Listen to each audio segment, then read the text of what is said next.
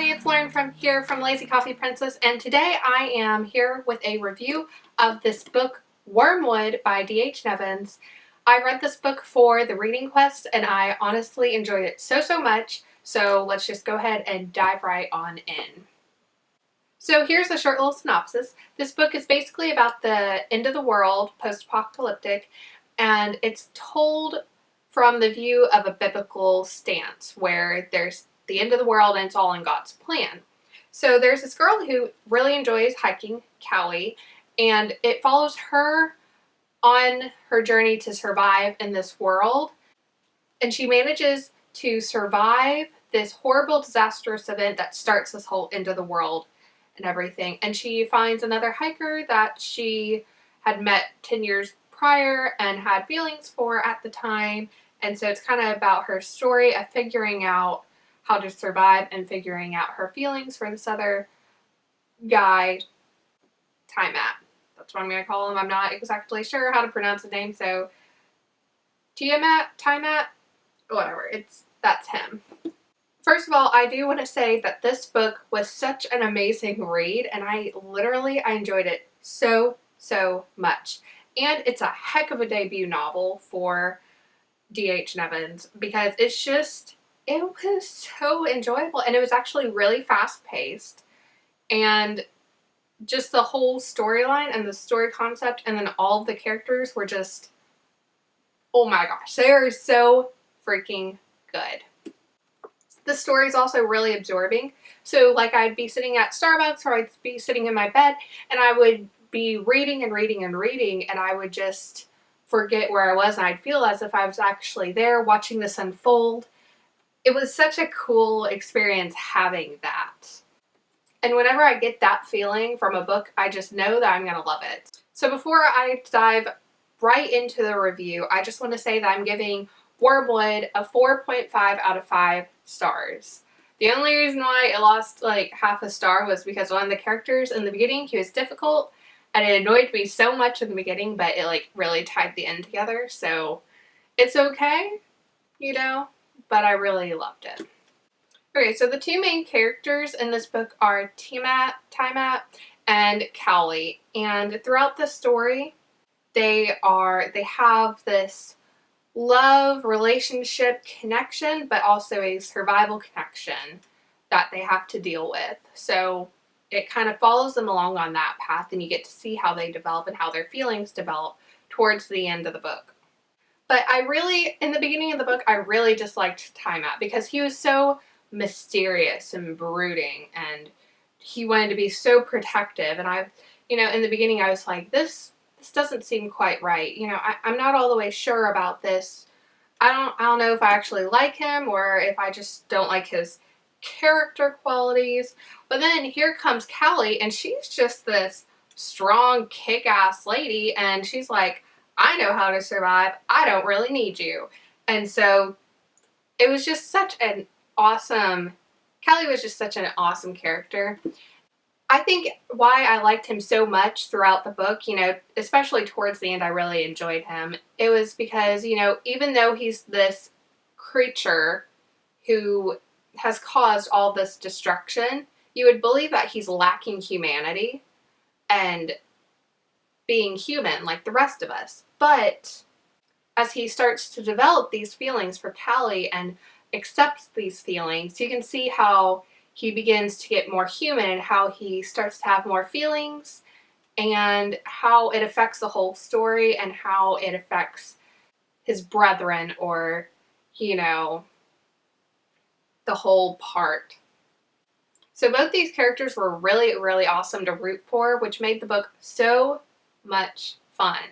And, since it is a post-apocalyptic novel, you would think that it would be like the only two left in the world, but there's parts and times where they do come across other people, so you get like those other small character interactions, which are just the way and the feeling that Callie had for them, and she's like, I have to help them. They're my humans, I have to help them. And so watching her and seeing how she was so compelled to help these people, it just added to the story, honestly. Okay, so the situation is post-apocalyptic or an apocalyptic world. I've said that like 1,000 times in this video already, but just bear with me. I am a sucker for these books. I love them. For some reason, I love the stories where the character has like a scientific problem or like a problem where the world's gonna end and you're just like on the edge of your seat and like, what are you gonna do? How are you gonna survive? How are you gonna fix this? I don't know why I'm so drawn to these books and dystopian novels. I don't know why I like those so much, but sorry. So the main components of this novel are based on biblical and religious and mythical texts and ideas and concepts. So you can see how this book would be touchy-feely, you know, it could be too much, it could be too little, but from my perspective, it was actually really well done. It was beautiful. You didn't feel like the characters and the narrator, you didn't feel like they were talking down to you, and you didn't ever feel like they were talking over you, over your head in a way. And especially with the religious component, it could start to be preachy. It could easily have been preachy, but it wasn't. You just see how all of these ideas, you can just see how all of these ideas affect and come together and the world and what draws people to do this type of thing.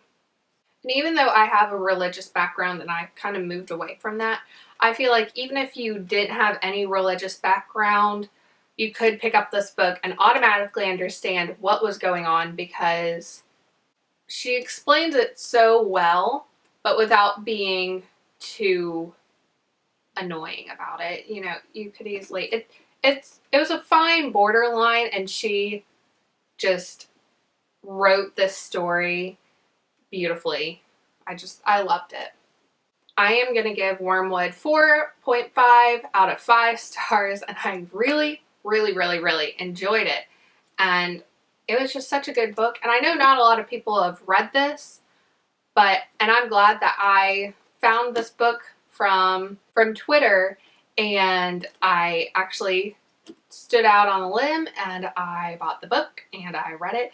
I read it for the reading quest. I was doing the Rogue Pathway. I think I did it for book with under 500 reviews or ratings on Goodreads. So not a lot of people know about this book, but seriously, go check it out.